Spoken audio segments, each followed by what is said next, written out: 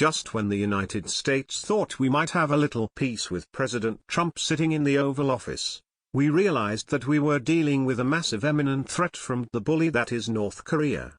The US has asked nicely, we've sent friends to talk to the dictator, we've talked to their neighbor to the south and done just about every diplomatic move possible to get North Korea to stand down, but they persist. The news that the unchecked dictator, Kim Jong-un, his missiles that could cause massive loss of life has caused us to take drastic measure, moving our navy into position to defend ourselves. Mr. Jong-un may think he knows what he's up against when he threatens the United States, but it's doubtful he would stand a chance in a situation of all-out war. Since the US doesn't want to end up at war, we've done what we can to avoid it, but the time has come to let the world know what we will do to protect our own people. I hope that North Korea has some good translators because they need to know that we're not going to take this lying down. Not for ourselves, or our allies. The U.S. Department of Defense detected and tracked a single North Korea missile launch today at about 10:41 a.m. EDT. We assess that this missile was an intercontinental ballistic missile, as had been expected. The missile was launched from Pyongyang and traveled about 1,000 kilometers before splashing down in the Sea of Japan. We are working with our interagency partners on a more detailed assessment. The North American Aerospace Defense Command, NORAD, determined the missile launch from North Korea did not pose a threat to North America. Our commitment to the defense of our allies, including the Republic of Korea and Japan, in the face of these threats, remains ironclad. We remain prepared to defend ourselves and our allies from any attack or provocation. In case the innuendo is lost on you, that roughly translates to, we see that you're still unable to do major damage to us. Should that perception change, get ready for the full force of our military raining down on your head.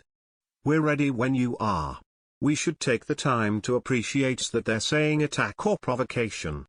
That means that we don't plan to wait to be bombed first. If they make noises like they're ready to go to the mat, we've got our missiles warmed up and ready to go. While we're not ready to let American loss of life happen for no reason, we're also holding back for the sake of the persecuted people of North Korea who are regularly killed for things like watching movies from Hollywood and who grew up believing that the royal family could read their thoughts if they had any anti-regime ideas. Those are the reasons that we've not dealt with this problem already: innocent civilians with no place to go. In April, Reuters reported our movements in anticipation of an event like this. Washington, Reuters. The Trump administration said on Wednesday it aimed to push North Korea into dismantling its nuclear and missile programs through tougher international sanctions and diplomatic pressure, and remained open to negotiations to bring that about. The U.S. stance, which appeared to signal a willingness to exhaust non-military avenues despite repeated warnings that all options are on the table, came in a statement following an unusual White House-hosted briefing for the entire U.S. Senate, followed by a briefing to the House of Representatives. The statement from Secretary of State Rex Tillerson, Defense Secretary Jim Mattis and Director of National Intelligence Dan Coats described North Korea as an urgent national security threat and top foreign policy priority. The president's approach aims to pressure North Korea into dismantling its nuclear, ballistic missile, and proliferation programs by tightening economic sanctions and pursuing diplomatic measures with our allies and regional partners, the statement said. The United States seeks stability and the peaceful denuclearization of the Korean Peninsula. We remain open to negotiations towards that goal. However, we remain prepared to defend ourselves and our allies. Democratic Senator Christopher Coons told reporters after the White House briefing that military options were discussed. It was a sobering briefing in which it was clear just how much thought and planning was going into preparing military options, if called for, and a diplomatic strategy that strikes me as clear-eyed and well-proportioned, Coons said. Tillerson will chair a ministerial meeting of the UN Security Council on Friday that is expected to discuss tougher sanctions, which U.S. officials say could include an oil embargo, banning North Korea's airline, intercepting cargo ships and punishing Chinese and other foreign banks doing business with Pyongyang.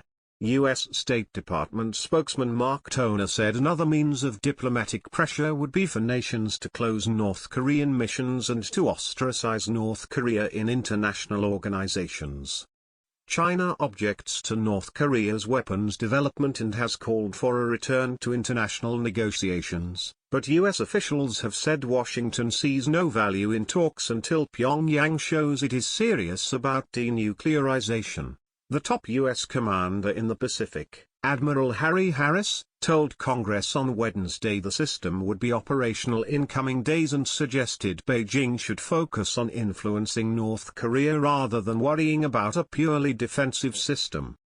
U.S. officials have warned that a conflict with North Korea could have a devastating effect on ally South Korea and U.S. troops based there, a point Pyongyang underscored by a big live-fire exercise on Tuesday to mark the foundation of its military. Harris conceded that North Korean retaliation to any U.S. strikes could cause many casualties, but added that there was the risk of a lot more Koreans and Japanese and Americans dying if North Korea achieves its nuclear aims and does what North Korean leader Kim Jong-un has said it's going to do. North Korea has vowed to strike the United States and its Asian allies at the first sign of any attack on its territory. In a show of force, the United States is sending the USS Carl Vinson aircraft carrier group to waters off the Korean peninsula, where it will join the USS Michigan, a nuclear submarine that docked in South Korea on Tuesday. South Korea's Navy has said it will hold drills with the U.S. strike group. Harris said the carrier was in the Philippine Sea, within 2 hours striking distance of North Korea if need be. Follow us on Facebook at Freedom Daily.